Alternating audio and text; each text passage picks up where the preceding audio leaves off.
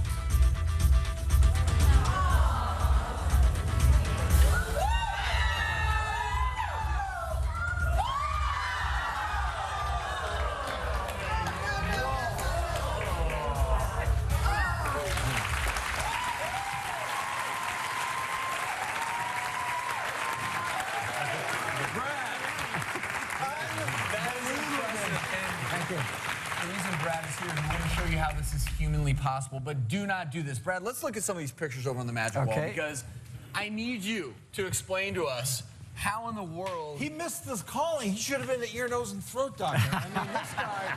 We have some x-ray images here of you with your hook.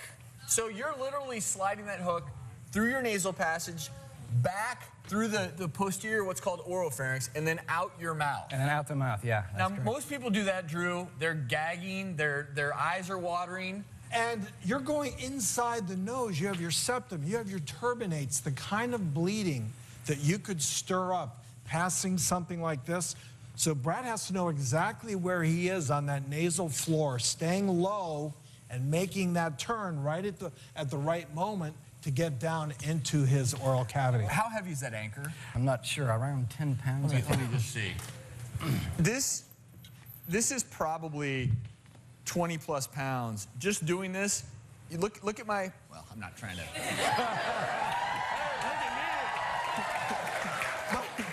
But look at all the muscle that I'm using just to hold this up, and yet you're doing this and in your nose, and the fact that you're not, literally, Drew, the fact that he's not breaking all the bones in his nasal septum, shocking. He's learned how to do this.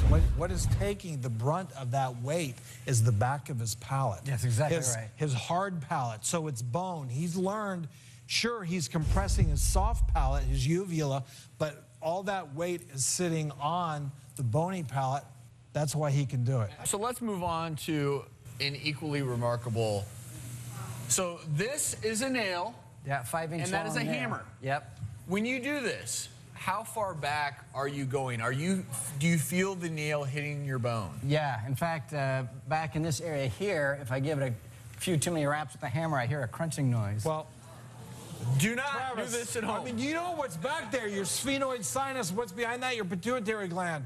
You're in dangerous territory. I was blown away with what you're doing with the drill. You were essentially in the same spot. The key there is you're staying nice and low on the nasal floor, aren't you? Yeah. And one more piece, his sword.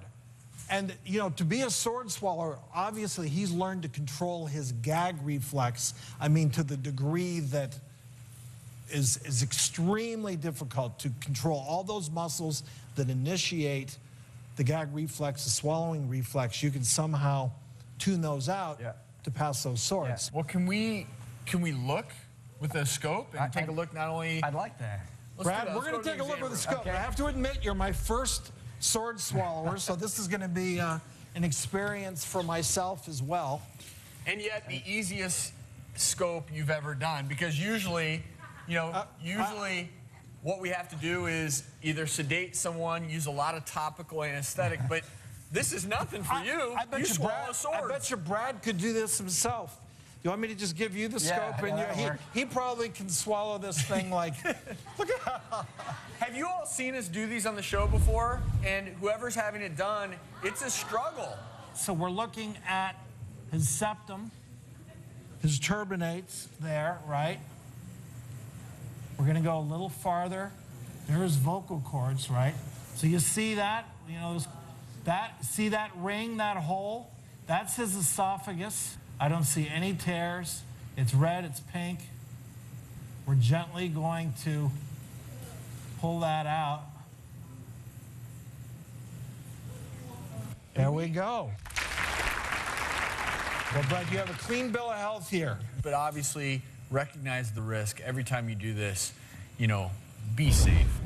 That's what I beg of you, because these things are truly dangerous, but also truly amazing. Thank you, Brad. Thank you.